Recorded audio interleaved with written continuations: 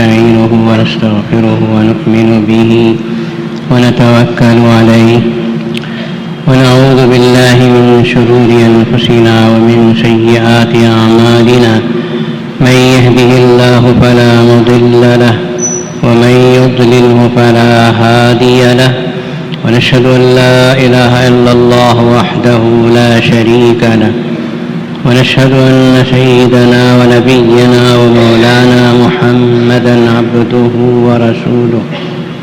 قال الله تبارك وتعالى: أعوذ بالله من الشيطان الرجيم، بسم الله الرحمن الرحيم. فقال: اتخذ الله ولدا سبحانه بل له ما في السماوات والأرض كل له قانتون بديع السماوات والأرض وإذا قضى أمرا فإنما يقول له كن فيكون. صدق اللہ مولانا العظیم.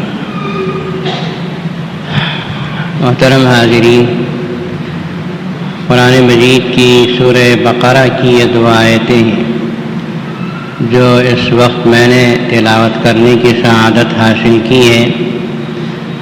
یہ دو آیتیں وہی آیتیں ہیں جو آج فجر کی نماز کے بعد یہاں ہماری جامع مسجد میں درس قرآن میں آئی تھی. اس کا مضمون کچھ ایسا ہے کہ میں نے چاہا کہ آپ حضرات کو جمعہ کے بڑے مجمع کو بھی یہ مضمون سنا کر رکھوں تاکہ سارے ہی مسلمان اس مضمون سے آگاہ ہوں اور اگر کسی کو معلوم نہ ہو تو اسے معلوم بھی ہو جائے. ان آیتوں میں اللہ تعالیٰ یہ فرما رہے ہیں کہ وَقَالُوا اتَّخَذَ اللَّهُ وَلَدًا. یہ بعض لوگ یہود و نصارہ اور یہ مشرکین مکہ یہ کہا کرتے ہیں کہ اللہ نے اپنے لیے اولاد اختیار کر لیا ہے، یعنی اللہ کے اولاد ہیں. اللہ تعالیٰ نے فوراً اس کی تردید فرمائی کہ سبحانہ، اللہ کی ذات پاک ہے اسے. اولاد ہونے سے، اولاد کے اختیار کرنے سے اللہ تبارک و تعالیٰ کی ذات پاک ہے. آگے فرمایا کہ بل لہ ما فی السماوات والارض. اس کائنات کی ہر شے، خواہ وہ چھوٹی ہو بڑی ہو، ہر چیز اللہ کی ملکیت میں ہے، اس کی مملوک ہے. ملکن و خلقن و عبیدن، ہر چیز کا خالق وہی، ہر چیز کا مالک وہی، اور ہر چیز اللہ کی غلام کی حیثیت رکھتی ہے. اللہ کے لیے کوئی چیز اولاد کی حیثیت نہیں رکھتی. پھر آگے اللہ تعالیٰ نے یہ بھی فرمایا کہ کل لہ قانتون. دنیا کی کائنات کی ہر چیز اس کے تابع دار ہے، اللہ کے، اس کی تابع فرمان ہے. انسان ہے وہ بھی تابع فرمان ہے، درخت و شجر اور حجر ہیں تو وہ بھی اللہ کے تابع فرمان ہے. بدیع السماوات والارض، وہ اللہ وہ ہے جس نے آسمانوں اور زمینوں کو بغیر نمونے کے پیدا کیا. نمونہ سامنے رکھ کر بنانا بہت آسان ہوتا ہے. جاپان میں کوئی چیز بنتی ہے تو ہندوستان والے بڑی آسانی سے اس کو نقل کر لیتے. اللہ پاک کی ذات ایسی ہے کہ اس نے کائنات میں جتنی چیزیں بنائی ہیں سب بغیر نمونے کے پیدا فرمایا. نہ اس کے لیے نمونے کی ضرورت ہے، نہ اس کے لیے مادہ یعنی میٹیریل کی ضرورت ہے. اس کی تو شان یہ ہے کہ اذا قضا امرا فانما یقول له کن فیکون. اس کی شان یہ ہے کہ جب وہ کسی چیز کو پیدا کرنے کا ارادہ فرماتا ہے، جب اللہ کسی چیز کو وجود میں لانے کا ارادہ کرتے ہیں تو یوں کہتے ہیں ہو جا، فیکون، وہ چیز ہو جاتی ہے. یہ ہے خالق و مالک کی قدرت باہرہ اور ظاہرہ. اور وہ عظیم قدرت کا مالک اللہ جب وہ کسی چیز کو وجود میں لانا چاہتا ہے تو اسے کسی محنت کی ضرورت نہیں، کسی چیز، کسی میٹیریل کی ضرورت نہیں، اور کسی مدد کرنے والوں کی ضرورت نہیں. وہ تو صرف کن کہتا ہے، فیکون، وہ ہو جاتا ہے. یہ توحید کا مضمون ہے اللہ تبارک و تعالیٰ کا۔ دراصل اللہ تعالیٰ نے سارے ہی دنیا کے ان تمام فرقوں کو جو کفر و شرک میں مبتلا ہیں، سب کی اللہ تبارک و تعالیٰ نے آیتوں میں تردید فرما دی۔ یہود ہیں، یہودیوں کے بارے میں قرآن مجید نے یوں فرمایا کہ وقالت الیہود عزیر ابن اللہ، یہود کہتے ہیں کہ حضرت عزیر علیہ السلام اللہ کے بیٹے۔ کیوں؟ تفسیروں میں اس کی وجہ یہ لکھی گئی ہے کہ حضرت عزیر خدا کے پیغمبر کو کتاب تورات یاد تھی، آسمانی کتاب امتیوں کو یاد نہیں ہوتی تھی، حضرت موسیٰ کو یاد تھی، یہ عزیر کو کیسے یاد ہو گئی؟ معلوم ہوتا ہے یہ خدا کا بیٹا ہے، اس لیے انہوں نے یوں کہہ دیا کہ عزیر خدا کے بیٹے۔ پھر آگے اللہ نے فرمایا وقالت النصارى ابن اللہ، نصارہ نے کہا کہ عیسیٰ علیہ السلام اللہ کے بیٹے۔ پھر اللہ تعالیٰ نے آگے تردید فرمائی کہ یہ سب کفر و شرک کی باتیں ہیں، کسی کو اللہ کی اولاد ہونے کے بارے میں کہنا بہت بڑا جرم ہے۔ اللہ تعالیٰ ایسے چیزوں سے پاک و صاف ہے، سبحان۔ اسی طرح مشرکین مکہ یوں کہا کرتے تھے کہ الملائکۃ بنات اللہ، یہ جتنے فرشتے ہیں یہ سب اللہ تعالیٰ کی بیٹیاں ہیں، جتنے بیٹے ہیں وہ ہمارے لیے، بیٹیاں سب اللہ کے لیے۔ عربوں میں بات یہ تھی کہ وہ بیٹیوں کو ناپسند کرتے تھے اور بیٹوں کو پسند کرتے تھے۔ بیٹیاں پیدا ہوتی تو اسے لے جا کے زندہ دفن کر دیا کرتے، اور اگر بیٹے پیدا ہوتے تو بڑے دھوم دھام سے باجے تماشوں کے ساتھ اسے اپنے گھر میں لے کر آتے تھے، اور بہت ہی دعوتیں اور شراب کی محفلیں اڑائی جاتی تھیں کہ اولاد ہو گئی اور وہ بھی لڑکا ہو گیا۔ تو بیٹیاں پسند نہیں تھیں، اسی لیے انہوں نے بیٹیاں سب فرشتوں کو بنا کے اللہ نے کو دے دیا، اور جتنی اولاد اور بیٹے ہوتے تھے وہ سمجھتے تھے کہ یہ ہمارے بچے۔ اللہ تبارک و تعالیٰ نے فرمایا قالوا اتخذ اللہ ولدا، سبحانہ، یہ سب ٹامک ٹوئیاں مار رہے ہیں، گمراہی کی باتیں کر رہے ہیں، یوں کہہ رہے ہیں کہ یہ سب اللہ کے بچے ہیں، اللہ کے بیٹیاں ہیں۔ اور خود یہودیوں نے اتنی بڑی جرأت کی کہ یوں کہہ دیا کہ نحن ابناء اللہ واحباؤہ، یہودیوں نے یوں کہا کہ ہم خود اللہ کے بیٹے ہیں اور اللہ کے پسندیدہ ہیں۔ تو اللہ تعالیٰ نے پوچھا فَلِمَ يُعَذِّبُكُم بِذُنُوبِكُم، تم اگر اللہ کے بیٹے ہو تو پھر تمہارے گناہوں پہ اللہ تم کو عذاب کیوں دیتے؟ کوئی باپ اپنے بیٹے کو پریشان کرتا ہے؟ تردید کر دی اللہ تبارک و تعالیٰ نے کہ اللہ کی ذات ایسی چیزوں سے پاک ہے، اللہ کو سمجھو، ما قدر اللہ حق قدری، اللہ کی ہم لوگوں نے ایسے قدر نہیں کی جیسے کرنا چاہیے۔ بادشاہوں کی قدر معلوم، منسٹروں کی قدر معلوم، ساہوکاروں کی قدر معلوم، کسی نے چائے پلا دی تو اس کی قدر معلوم، جس نے آسمان سے زمین تک نعمتوں کی بارش کی ہے اس اللہ کے بارے میں کوئی قدر معلوم نہیں۔ ما قدر اللہ حق قدری۔ تو یہ ہیں ان دو آیتوں کا مضمون۔ اللہ تعالیٰ فرماتے یہ آسمانوں کو، یہ زمینوں کو، یہ پہاڑوں کو، یہ انسانوں کو، ان سب کا خالق و مالک میں ہوں، بغیر نمونے کے پیدا کرنے والا، اور میرے لیے ان چیزوں کو پیدا کرنا بہت آسان ہے، میں تو صرف کن کہہ کے پیدا کرتا ہوں، مجھے کسی مددگار کی ضرورت نہیں، مجھے کسی کی مدد اور استعانت کی ضرورت نہیں، میں بغیر مدد کے، بغیر کسی تھکے کے ان چیزوں کو پیدا کرتا ہوں۔ تھکنا تو کیا ہے، مجھے تھوڑی سی اونگ بھی نہیں آتی کہ لا تأخذہ سنۃ ولا نوم، اللہ کو نیند تو کیا اونگ بھی نہیں آتی۔ میں نے اس سے پہلے بھی آپ سے کہا ہے کہ اگر کبھی تھوڑی سی فرصت ملے تو آیت الکرسی کا ترجمہ پڑھو۔ آیت الکرسی قرآن مجید کی بہت بڑی خوبصورت آیت ہے، اس میں اللہ تعالیٰ نے 10 صفتیں اپنی بیان فرمائی ہیں، ان صفتوں کو غور سے پڑھو، بار بار اس کا ترجمہ پڑھو، پتہ چلے گا کہ اللہ نے اپنا تعارف اس میں کرایا ہے کہ میں کون ہوں، میری ذات کیا ہے، میں کیسی قدرت کا مالک ہوں، اللہ نے اس میں یوں تو قرآن مجید میں ہزاروں آیتیں ایسی موجود ہیں جس میں اللہ نے اپنا تعارف کرایا ہے. پچھلی مرتبہ رمضان مبارک سے پہلے آپ حضرات نے دیکھا ہوگا ایک کتاب ہمارے ہاں اجرا ہوئی تھی هو اللہ کے نام سے. اس میں اللہ کے بارے میں جتنی آیتیں ہیں ان ساری آیتوں کو ہم نے جمع کیا تھا اور اس میں انگریزی میں اس کا ترجمہ کر کے اس کتاب کو امریکہ کو بھیجا گیا. تو یہ اللہ نے سینکڑوں آیتیں اپنے بارے میں اتاری ہیں. اس میں سے ایک آیت یہ بھی ہے کہ لوگ مجھے کہتے ہیں، جیسا حدیث پاک میں کہا گیا، رسول اللہ صلی اللہ علیہ وسلم نے فرمایا کہ بنی آدم مجھے گالی دیتا ہے. حدیث قدسی ہے، بنی آدم مجھے گالی دیتا ہے. صحابہ کرام نے پوچھا یا اللہ آپ کو گالی دینے کی کون جرت کر سکتا ہے؟ نبی پاک صلی اللہ علیہ وسلم نے سمجھایا کہ اللہ کو گالی دینے کا مطلب یہ ہے کہ اللہ تبارک و تعالیٰ نے فرمایا کہ وہ زیر خدا کے بیٹے ہیں، عیسیٰ خدا کے بیٹے ہیں، فرشتے خدا کی بیٹیاں ہیں.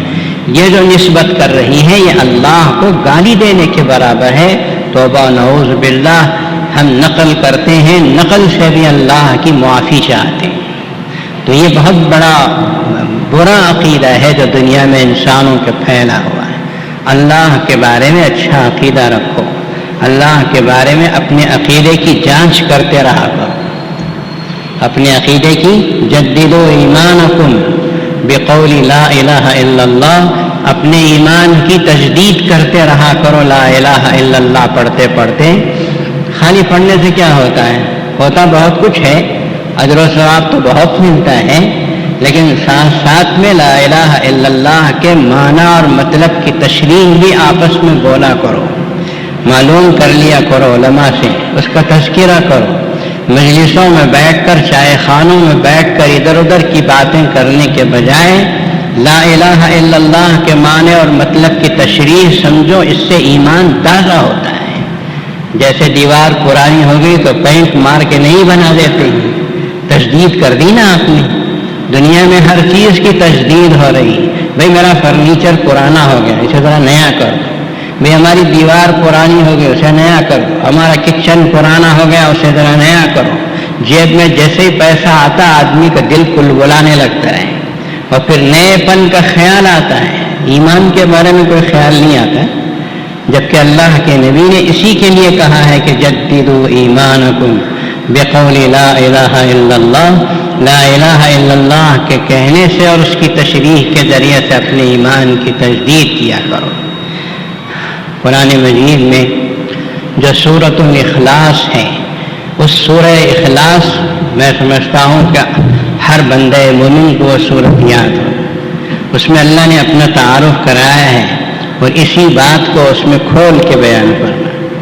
کہتے ہیں کہ مشرکین مکہ رسول اللہ صلی اللہ علیہ وسلم کی خدمت اقدس میں حاضر ہوئے اور یوں پوچھا کہ یا رسول اللہ، آپ کہتے ہیں آپ اللہ کے رسول ہیں، اللہ ایسا ہے ویسا ہے، ذرا یہ تو بتائیے کہ اللہ کا نسب نامہ کیا ہے؟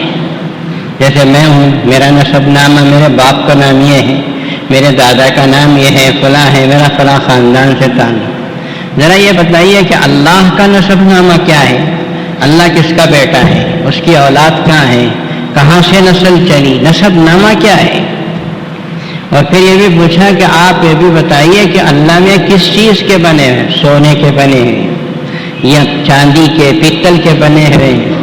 تصور یہ تھا کہ ہم لوگ اپنے بت بناتے ہیں، کوئی پیسے والا ہے تو سونے کا بناتا ہے، کوئی معمولی ہے تو پیتل اور چاندی کا بناتا، اور بھی کوئی معمولی ہے تو کسی بھی پتھر کو بنا لیتا. تو کس چیز سے آپ کا اللہ بنا ہوا ہے؟ اور بعض روایتوں میں یہ بھی آیا کہ یہودیوں نے یہ سوال کرایا تھا کہ یہ اللہ جو تم کہتے ہو، ذرا یہ بتاؤ کہ اللہ کا نسب نامہ کیا ہے. اسی وجہ سے بعض علماء کرام نے لکھا کہ اگر یہ سوال مشرکین مکہ کی طرف سے ہے تو سورہ اخلاص یعنی قل هو اللہ کا سورہ مکی سورہ ہے، مکے میں اترا ہے. اور اگر یہ سوال یہود مدینہ نے کیا، مدینوں کے یہودیوں نے کیا تھا، تو یہ سورہ مبارکہ سورہ اخلاص مدنی کہلائے گی. تو یہ مدینے میں بھی اتری، مکے میں بھی اتری، 2 مرتبہ بعض صورتیں اتری ہیں، کوئی تعجب نہیں. تو سوال یہ تھا، آپ سمجھ گئے کہ اللہ کا نسب نامہ کیا ہے، اللہ کس سے بنا ہوا ہے، سونے سے، پیتل سے، چاندی سے؟ اللہ تبارک و تعالی نے سورہ اخلاص اتاری، بسم اللہ الرحمن الرحیم، قل هو اللہ احد اللہ الصمد لم یلد ولم یولد ولم یکن لہ کفوا احد۔ یہ ہے ہمارے اللہ کا نسب نامہ۔ یہ سورت کوئی معمولی سورت نہیں ہے۔ نبی پاک صلی اللہ علیہ وسلم نے ایک مرتبہ صحابہ کرام سے کہا، سنو جتنے صحابہ ہیں سب کو جمع کرو۔ جب بلایا گیا تو بہت کچھ تھے، دو چار بہت، سب جمع ہو گئے۔ پر میں سنو، میں تم کو 1/3 قرآن سنانے والا ہوں۔ تہائی کا مطلب 3 میں سے 1۔ 100 روپے کو اگر 3 حصوں میں تقسیم کر دیا جائے تو 1 حصہ تہائی کہلاتا ہے۔ ایک سورت چھوٹی سی ایسی ہے کہ جو تہائی قرآن کا درجہ رکھتی ہے۔ صحابہ کرام اور حیرت میں پڑ گئے، کون سی وہ سورت ہے؟ تو آپ علیہ الصلوۃ والسلام نے اسی سورت کو تلاوت ہوگا، قل هو اللہ احد والی سورت تلاوت کی، اور فرمایا کہ یہ سورت بہت عجیب و غریب سورت ہے۔ اللہ نے اس میں ہر قسم کے کفر و شرک کو کاٹ دیا ہے۔ سمجھا؟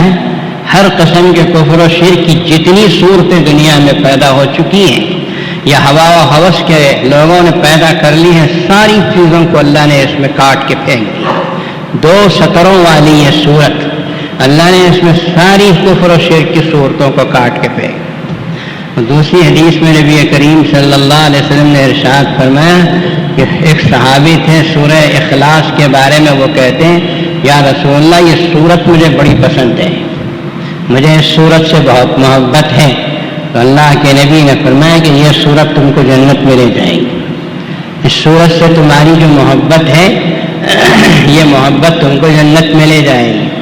یہ جو ہم لوگ کرتے ہیں، ایک مرتبہ سورہ فاتحہ، 3 مرتبہ سورہ قل هو اللہ، وہ اس تہائی قرآن کی حدیث کی وجہ سے ہی پڑھتے ہیں۔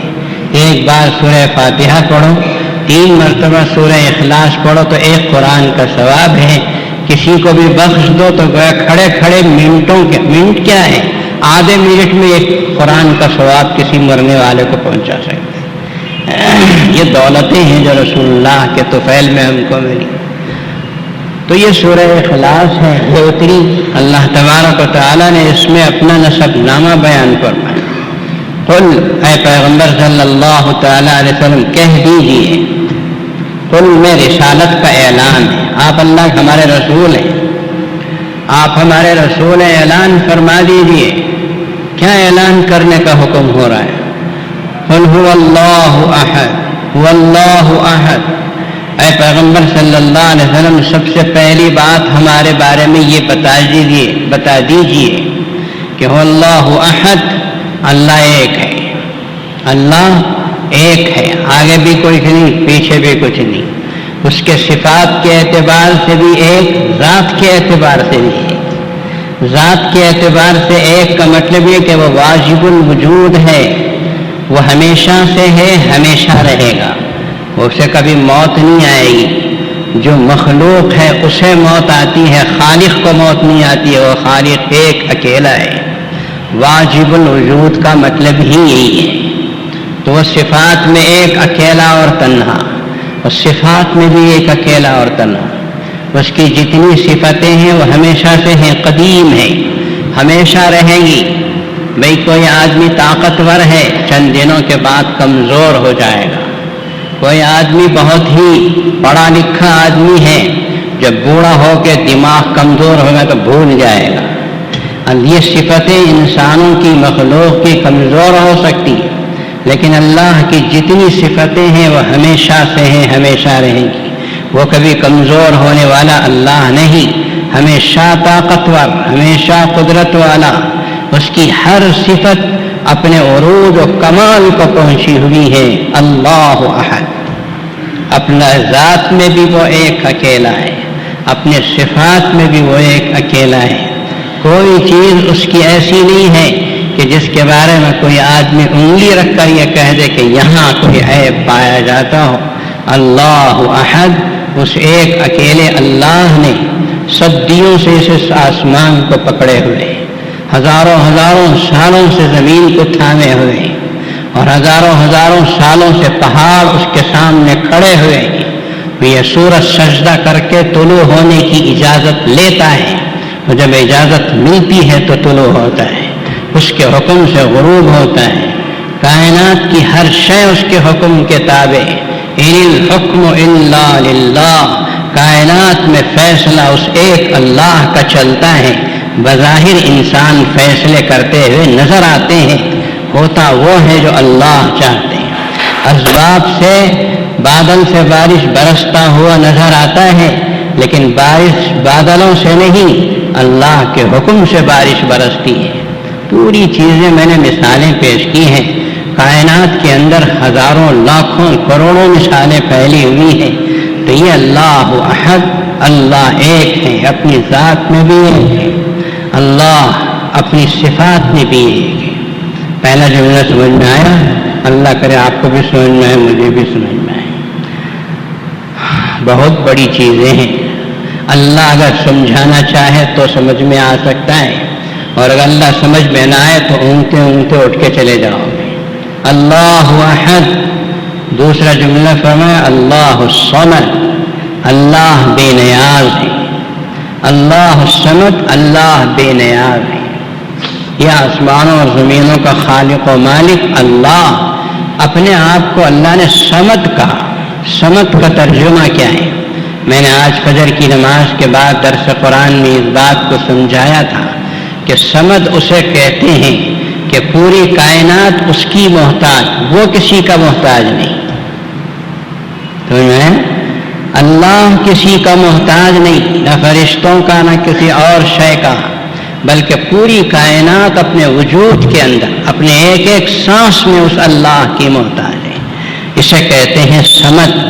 عام طور پر مفسرین نے، ترجمہ کرنے والے بزرگوں نے اس کا ترجمہ اردو میں یوں کیا کہ اللہ الصمد، اللہ بے نیاز ہے.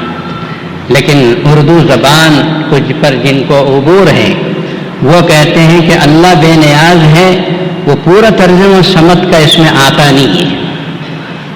یعنی یہ ترجمہ کہ اللہ ساری کائنات سے بے نیاز ہے لیکن پوری کائنات اللہ کی محتاج ہے، یہ پورا معنی اس کا آتا ہے. صمد میں یہ معنی موجود ہے. اسی لیے حضرت شاہ عبد القادر رحمۃ اللہ علیہ، جنہوں نے ہندوستان میں سب سے پہلے قرآن مجید کا ترجمہ فرمایا تھا، انہوں نے اللہ الصمد کا ترجمہ کرنے کے لیے بہت پریشان ہو گئے کہ بے نیاز میں وہ معنی نہیں آتا جو صمد میں ہے. اس نے تلاش کرو کوئی ایسا لفظ کہ جس میں پورا معنی آ سکے. تو کہتے ہیں کہ دہلی کی گلی گلی چھانا انہوں نے، وہ چاروں طرف گھومتے گئے، بڑے بوڑھوں سے ملاقات کی کہ ایسا کوئی لفظ بتاؤ جس میں یہ دونوں معنی پائے جاتے ہیں کہ اللہ بے نیاز ہے پوری کائنات سے لیکن پوری کائنات اللہ کی محتاج ہے. تو ایک لفظ ملا ان کو. کسی 100 سال کی بوڑھی عورت نے کتابوں میں لکھتے ہیں یوں کہا کہ بیٹے اس کے لیے نرادھار کا لفظ استعمال کر سکتے. چنانچہ آپ دیکھیے حضرت شاہ عبد القادر رحمۃ اللہ علیہ کے ترجمے میں اللہ الصمد کا ترجمہ اللہ نرادھار ہے، یہ ترجمہ اس میں ہے. اس میں وہ معنی آتا ہے کہ اللہ بے نیاز ہے پوری کائنات سے اور پوری کائنات اللہ کی محتاج ہے. اللہ الصمد. سمجھ میں آ گیا؟ کوئی نسب نامہ نہیں ہے اللہ کا. اللہ کا مخلوقات سے رشتہ یہی ہے کہ پوری کائنات اس کی مخلوق ہے، اس کی مملوک ہے. کوئی بھی اس کے لیے اولاد کی حیثیت نہیں رکھتی. یہ جو لوگ اولاد کی باتیں کرتے گمراہی میں پڑے ہوئے. سبحان اللہ کی ذات ایسی چیزوں سے بہت ورا الورا ہے، پاک ہے. اور پھر آگے اللہ نے صاف کہہ دیا اللہ الصمد لم یلد ولم یولد. اللہ نہ کسی کے لیے، اللہ نہ کسی سے جنا گیا، نہ اللہ تبارک و تعالیٰ نے کسی کو جنا ہے. یعنی نہ اللہ کسی کی اولاد ہے نہ اللہ کے اولاد ہیں. یہ جو لوگ کہہ رہے ہیں کہ عزیر خدا کا بیٹا ہے یا عیسیٰ خدا کے بیٹے ہیں یا فرشتے اللہ کی بیٹیاں ہیں، سب گمراہی میں پڑے ہوئے ہیں. لقد جئتم شیئا ادا. تم نے تو بہت بڑی خطا والی بات کہی ہے. ایسی بات کہی ہے جو آدمی کو شرک تک پہنچا دیتی ہے. آدمی کو بربادی تک پہنچا دیتی ہے. یہ چیز، اس چیز سے بچو. اللہ نرادھار ہے، اسے نہ اولاد کی ضرورت ہے نہ وہ کسی کی اولاد ہے. جب اولاد وہ نہیں ہے، اس کے نہ اولاد ہے، تو پھر نسب نامے کا سوال ہی کہاں پیدا؟ میں ہوں، فلاں کا بیٹا ہوں، میرا بیٹا ہے تو ہمارا نسب نامہ چلتا ہے، ہمارا نسب نامہ ہے. ہم مخلوق ہیں، ہم اللہ کے پیدا کیے ہوئے ہیں. لیکن جو اللہ نہ کسی کی اولاد ہے اور نہ اس کے کوئی اولاد ہے، قرآن میں 10 جگہ اللہ تبارک و تعالیٰ نے اس کی تردید فرما دی ہے. تو پھر اللہ کا نسب نامہ کیا پوچھتے ہو؟ لم یلد ولم یولد. ارے بھائی، اولاد ہونا تو دوسری بات ہے، اولاد کا پیدا کرنا تو بڑی بات ہے. کوئی بچہ ہو گیا تو کوئی لڑکا ایسا ہے باپ کے برابر بھی ہوتا ہے، پڑھ لکھ کر باپ سے بڑھ بھی جا سکتا ہے. لیکن یہاں بات یہ ہے کہ وَلَمْ يَكُنْ لَهُ كُفُوًا أَحَدٌ. اللہ تبارک و تعالیٰ کے برابری کرنے والی کائنات میں کوئی چیز نہیں. اس کا کفو کہتے ہیں برابری. جیسے شادی بیاہ میں دیکھتے ہیں نا کہ لڑکے کے لیے لڑکی برابر ہوتی ہے یا نہیں، خاندان برابر ہے یا نہیں، مالداری میں برابر ہے یعنی کفو دیکھتے ہیں. وہی کفو ہے. مماثل وَلَمْ يَكُنْ لَهُ كُفُوًا أَحَدٌ. اس پوری کائنات میں کوئی ایسی شخصیت نہیں ہے جو اللہ تبارک و تعالیٰ کی برابری کر سکے. جب سب کے سب غلام ہیں تو پھر مالک کے سامنے برابری کا سر اٹھانے والا کون ہو سکتا ہے؟ وَلَمْ يَكُنْ لَهُ كُفُوًا أَحَدٌ. اسی وجہ سے سورت کو تہائی قرآن کہا گیا. سورہ اخلاص کو بار بار پڑھو. اس سورت کی کثرت تلاوت سے دل کے اندر سے شرک کا اور کفر کا زنگ دور ہوتا ہے. شرک جو ہے وہ دبے پاؤں دل میں آتا ہے، آپ کو پتہ بھی نہیں چلتا، ہم کو پتہ بھی نہیں چلتا. اس طرح شرک دل کے اندر گھستا ہے. اگر اس سے بچنا ہے تو رسول اللہ صلی اللہ علیہ وسلم نے فرمایا کہ اس سورت کو اور قل یا ایھا الکافرون والی سورت کو کثرت سے ان دونوں سورتوں کو تلاوت کرو تو انشاءاللہ العزیز آدمی کفر اور شرک سے بری ہوتا چلا جائے. تو میرے بھائیو، یہ ہے اللہ تبارک و تعالیٰ کا ہلکا سا تعارف. میرے اللہ کا تعارف میں کیا کرا سکتا ہوں؟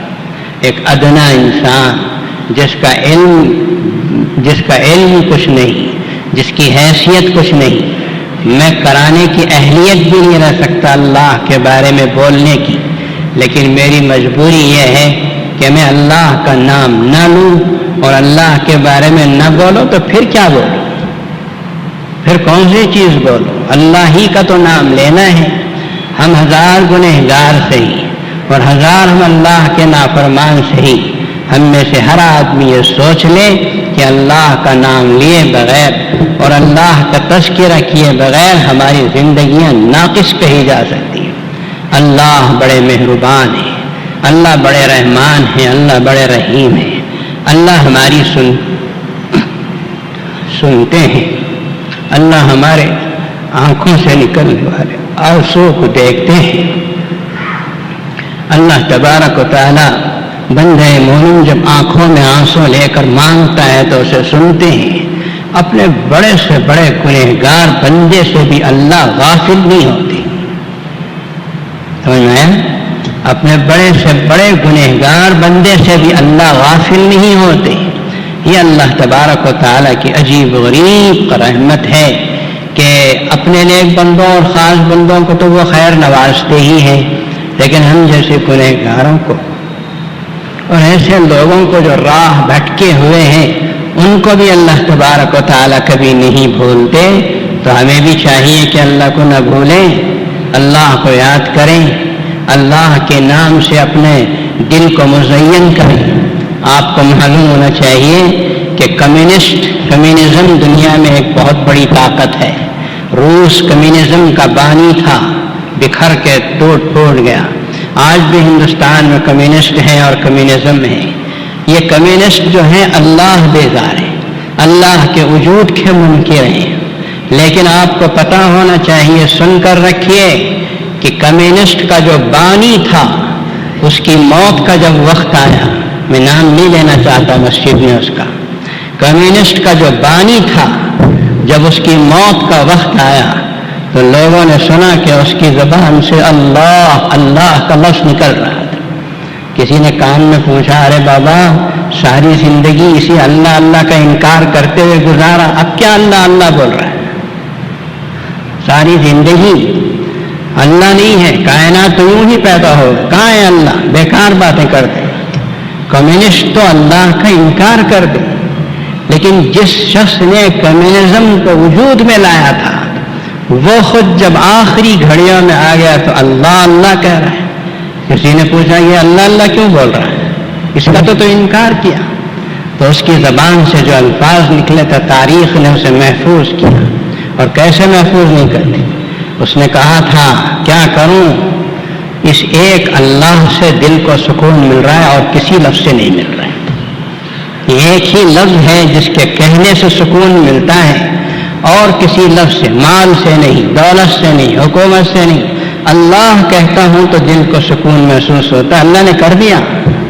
اللہ جانتے ہیں کہ میرا انکار کرنے والا, اس کی زبان پہ بھی اس کا نام نکلا تو اللہ نے سکون دے دیا. ایک روایت عرض کروں آپ کو, ہم کو ہمارے لیے بہت بڑی خوشخبری کی روایت ہے. حضرت سیدنا عمر رضی اللہ تعالی عنہ خلیفۃ المسلمین تھے, مسجد نبوی میں سو رہے تھے. اتنے میں اللہ تبارک و تعالیٰ کی طرف سے ان کو القاء ہوا. اور وقت کا امیر المومنین اور رسول اللہ صلی اللہ علیہ وسلم کا جان نثار صحابی جن کو جنت کی بشارت دنیا میں مل چکی تھی, وہ سو رہے تھے مسجد نبوی میں. اچانک کسی نے ان کو بیدار کیا.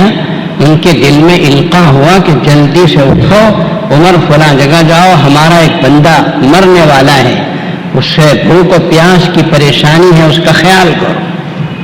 حضرت سیدنا عمر رضی اللہ تعالیٰ اور چادر کو کھینچتے ہوئے بڑی تیزی کے ساتھ بھاگ بھاگ کے گئے. تو جا کے دیکھا کہ جس جگہ کا پتہ اللہ نے دل میں ڈالا تھا وہاں دیکھا کہ ایک بوڑھا آدمی ہے جس کی زندگی گانے بجانے میں گزر گئی اور وہ آخری لمحات میں پڑا ہوا ہے, پانی پانی کر رہا ہے.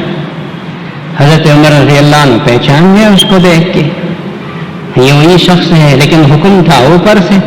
تو جا کے پوچھا کیا ہے تیری طبیعت کیا ہے, پانی چاہیے. ساتھ میں پانی بھی کا سب تھا. اس مرنے والے بربت بجانے والے موسیقی کر کے اپنا پیٹ پالنے والے شخص نے پوچھا, وہ جانتا نہیں تھا حضرت عمر کو. اس نے پوچھا تم کو کس نے بھیجا ہے, یہاں کس نے بھیجا تم کو؟ کہا مجھے اللہ نے بھیجا ہے, اللہ نے میرے دل میں بات ڈالی, اللہ نے بھیجا. تو اس بربت بجانے والے شخص نے آسمان کی طرف نظر اٹھائی اور کہا یا اللہ تو بہت عجیب ہے, یا اللہ تو بہت عجیب ہے. ساری زندگی میں تجھے بلا کے نافرمانی میں گزارا اور تو نے مجھے کبھی نہیں بلایا. اصل بات یہ تھی کہ وہ آخری وقت میں گانے بجانے کے قابل نہیں تھا. اس وقت لوگوں نے اسے بلا دیا. آدمی جب گاتا بجاتا ہوگا تو لوگ اس کے پاس جاتے ہیں, گانا سنتے ہیں. اور جب آدمی کی آواز پھٹ جاتی ہے تو پھر اس کے پاس کون جاتا سننے کے لیے؟ خلاص بات ختم. کوئی جانے والا نہیں, کوئی پیسہ دینے والا نہیں, اب کوئی اس کو پوچھنے والا نہیں تھا. تو آخری گھڑیوں میں اس شخص نے کہا کہ یا اللہ میں سنتا ہوں کہ جب کوئی بھی سننے والا میرا نہیں ہوتا تو اس وقت تیری ایک ذات ہوتی ہے جو سنتی ضرور ہے اور پورا کرتی ہے. یا اللہ میری سننے, اب میرا تیرے علاوہ کوئی سننے والا نہیں. اللہ نے آسمانوں پہ عرش پہ یہ آواز سنی اور وقت کے خلیفہ امیر المومنین عمر کو بھیجا. جا کے حضرت عمر رضی اللہ عنہ نے اس کی خبر لی. مرتے وقت میں اس شخص نے کلمہ پڑھا اور توبہ تلہ کر کے اس دنیا سے چلا گیا. یہ ہے اپنے اللہ کا معاملہ. اللہ اللہ بولو, اللہ کی عظمت کو دل میں پیدا کرو, ہمیشہ اللہ اللہ کیا کرو, اللہ کی بڑائی بولو, اللہ کا نام گھروں میں اونچا کرو, اپنے گھروں کے اندر ہمیشہ اللہ کا نام لے کر ہر کام کرو, بسم اللہ پڑھ کے کرو. اللہ تبارک و تعالی ہم سب کو توفیق دے. محترم حاضرین, ایک بات تو اہم ترین یہ ہے کہ ابھی 2-4 دنوں میں ایک ہفتہ 10 دنوں کے اندر الیکشن ہونے والا ہے. الیکشن کے سلسلے میں آپ حضرات کو ایک 2-3 باتیں ابھی سے ہم کہنا شروع کر دینا چاہتے ہیں۔ پہلی بات تو یہ ہے کہ آپ میں سے کوئی بھی شخص یا آپ کے متعلقین میں سے کوئی بھی شخص اس بات کا خیال کرے کہ اپنا ووٹ ضائع جانے نہ دیں۔ ووٹ ڈالنا ضروری ہے، ووٹ ڈالنا اسلام میں لازمی ہے۔ اپنا ووٹ ضائع کرنا اللہ کو جواب دینا پڑے گا۔ ووٹ ڈالنا دراصل گواہی دینے کے برابر ہے، اور گواہی دینا اسلام میں ضروری عمل ہے۔ آپ اپنا ووٹ ضائع نہ کریں۔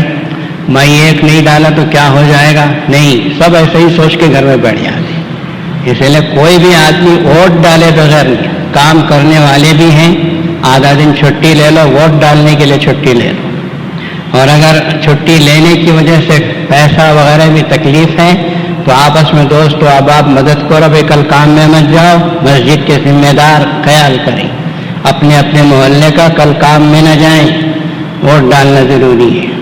ووٹ ڈالنے سے مسلمان نمائندے ہمارے اسمبلی میں پہنچیں گے۔ سب سے اہم ترین بات یہ کہ مسلمانوں کو جتاؤ۔ جہاں کہیں مسلمان کھڑا ہوا ہے، اس مسلمان کا ہارنا سارے مسلمانوں کے ہارنے کے برابر ہے۔ پارٹی سب بعد میں، مسلمان کا جیتنا ضروری ہے۔ اسمبلی میں مسلمانوں کی تعداد بڑھانی ہے، اسمبلی میں مسلمانوں کا زیادہ سے زیادہ تعداد جانا ہے۔ ہندوستان کا ہر مذہب کا ماننے والا یہی سوچتا ہے، ہم کیوں مسلمان ایسا نہ سوچیں؟ سمجھ آ رہا نہیں؟ اللہ کرے سمجھ میں آئے۔ اب اس میں نہیں ہے کہ پارٹی ہے، ٹھیک ہے اپنی جگہ۔ ہندوستان میں کسی پارٹی نے آج تک مسلمانوں سے کوئی بھی فائدے کا کام نہیں کیا۔ کانگریس نے بھی لوٹا ہے اور دوسری پارٹیوں نے کیا کیا وہ آپ کو معلوم ہے۔ اس لیے اس بات کا خیال رکھو کہ جس پارٹی سے بھی مسلمان کھڑا ہوا ووٹ ضرور ڈالو۔ اگر آپ کے ہاں کوئی اہم بہت ہی سیکولر شخص ہے تو اس کے بارے میں آپ کو مسلم متحدہ محاذ والے بتائیں گے، لیکن میری بات یاد رکھو کہ مسلمان کو جتانا ہے، ہر حال میں مسلمان کو جتانا ہے۔ مسلمان جیتے گا تو ہمارا فائدہ ہے۔ اگر وہ حکومت سے کچھ نہیں کرا سکتا تو اپنی جیب سے تو ضرور کرے گا۔ جیسے پچھلی مرتبہ ضمیر صاحب نے جیتا تھا، حکومت سے کچھ نہیں کر سکے تو اپنی جیب سے مسلمانوں کو بہت کچھ کیا تھا، اس سے لے سکتے ہیں۔ ہمارا بھائی ہے، چھین کے لے سکتے ہیں۔ مسلمان ہے تو بہت کچھ کر سکتا ہے۔ تو ووٹ ضائع نہیں کرنا، مسلمانوں کو جتانے کی کوشش کرنا ہے۔ یہ انشاءاللہ آئندہ جمعہ ادھر کے جمعہ ووٹنگ کے سلسلے میں جو اہم ترین چیزیں ہیں وہ سارے ہی اداروں کی طرف سے آپ تک اخبارات میں بھی پہنچے گی، ہم بھی آپ کو یہاں بیان کریں گے۔ اللہ تبارک و تعالیٰ سے دعا کیجیے کہ اللہ تبارک و تعالیٰ آنے والے الیکشن میں ہر مسلمان کو ووٹ ڈالنے کی توفیق دے، اور ہمارے جتنے مسلمان بھائی ووٹنگ کے لیے کھڑے ہوئے ہیں اور MLA کی سیٹ کے لیے کھڑے ہوئے ہیں، باراللہ ان سب کو اسمبلی تک جتا کے پہنچا دیں۔ اور پھر جامع علوم جامع مسجد آپ حضرات کی ممنون احسان ہے، اللہ تعالیٰ آپ کو خوش و خرم رکھے، سرسبز و شاداب رکھے۔ آپ کی مدد، آپ کی نصرت اور اعانت، جس کی وجہ سے جامع مسجد کو، جامع علوم کو 4 چاند لگ گئے اور کروڑوں کا کام ہوا۔ یہ سب کسی عرب کے پیسوں سے نہیں، کسی یورپی ممالک سے نہیں، کہ یہ معمولی غریب مسلمان اور پیسے والے مسلمان، ان کے 500 روپے کے چندے سے کروڑوں کا سمندر تیار ہو گیا۔